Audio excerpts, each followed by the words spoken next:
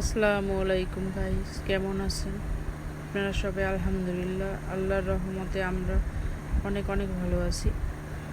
আর আমি যখন আসলে একটু ভিডিও ক্লিপ নিতে যাই তখন দেখেন আমার মেয়ে ভিডিও নেয়ার জন্য কেমন করে। আসলে বাচ্চারা এইরকম ফোন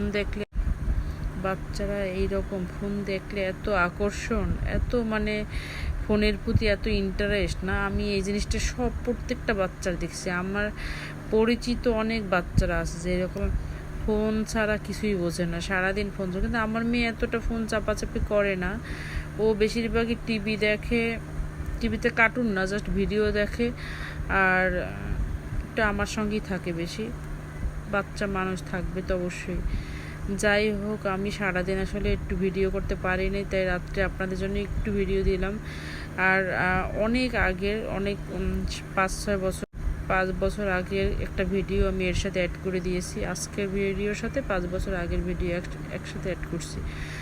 এই দেখেন গাইস, আমার মেয়ে পড়াশোনা করতেছে মন দিয়ে, আর আমি ভিডিও করে সে আরও মানে ভিডিও স্টাইল করে যে আমি যেন ভিডিও করে যেন সুন্দর লাগে, এই জন্য সে আরও বেশি বেশি সুন্দর করে পড়াশোনা করতেছে দেখেন।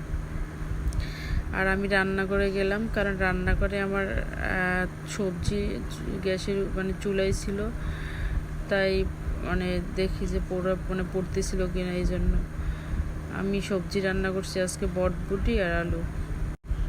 অনেক মজা হয়েছে আজকে সবজিটা, মানে এখন তো বটবুটি নতুন উঠছে, তাই বটবুটিটা এখন অনেক বেশি ভালো লাগে চিংড়ি মাছ দিয়ে। এর মধ্যে আবার পানিও আসছে, তাই কল বন্ধ করলাম। দেখছেন আপনারা গাইস আজকে কি পরিমাণ গরম। আমি গতকালকেও মশারিটা নিয়ে ঘুমাইছি যে হালকা হালকা শীত লাগছে, এবং আমি অনেক রাত্রে আবার এই যে মশারি মানে এই যে ফ্যান অফ করে রাখছি অনেকখানি। কিন্তু আজকে এত পরিমাণ গরম আমার মাথা ব্যথা এখনও হালকা হালকা আছে। 2বার চা খাইছি কিন্তু কমে। আপনারা দেখেন আমার বাবুটা এরকম দুধ দিয়ে কলা দিয়ে প্রতিদিন রাত্রে ভাত খাবে, তার দুধ না হইলে চলেই না। মানে প্রতিদিন রাত্রে সে দুধ করা লাগবে, অন্য কোনো তরকারি খাইতে চায় না। এই জন্য আর কি একটু ভিডিও করে দেখালাম যে আমার মেয়ের বয়স 6+, ও এখন দুধ দিয়ে ভাত খায়। কার কার বাচ্চা এরকম দুধ দিয়ে ভাত খায়, পছন্দ করে। এই দেখেন কয়েল নিয়ে দুষ্টামি করতে এসে। ও আর একটা কথা শেয়ার করি আপনাদের সাথে, সেটা হচ্ছে এটা আসলে কারো জানা থাকলে আমাকে একটু কমেন্টসে জানাইয়েন। আমার মেয়েকে শুধু মশায় কামড় দেয়, কিন্তু আমার বাসায় কেউরে মশায় কামড়ায় না, শুধু আমার মেয়ে কি মশায় কামড়ায়। আর সেটা দিনে হোক রাতে হোক, ও সকালে ঘুম দিয়ে উঠে যদি পড়তে বসে তখন ওরে মশায় কামড়ায়। যাই হোক, এই পুরনো একটা মানে ভিডিও ছিল আমার ফোনে, সেটা আমি আপনাদের সাথে মানে এই ভিডিওর সাথে অ্যাড করলাম, আপনাদের একটু ভালো লাগবে। দেখেন আমার মেয়ে যখন 1 বছর জাস্ট হাঁটতে পারে, একটু একটু হাঁটতে পারে, এই পুরোপুরি হাঁটতে পারেও না, দেখেন হাঁটা দেখলে বোঝা যায়।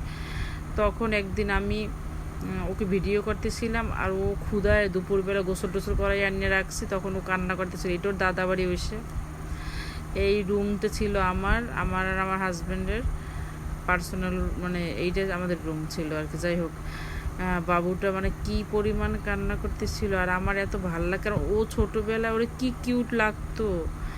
আমি অনেক ভিডিও ক্লিপ রাখছি ওর, আসলে আমি জীবনেও কল্পনা করিনি এই ভিডিও ক্লিপগুলো এখনও থাকবে আমার কাছে, কারণ আসলে আমার কাছে ছিল না, আমারটা মানে আমার ফ্রেন্ডের কাছে ছিল, ও আমাকে সব মেসেঞ্জারে আর কি দিয়ে দিছে।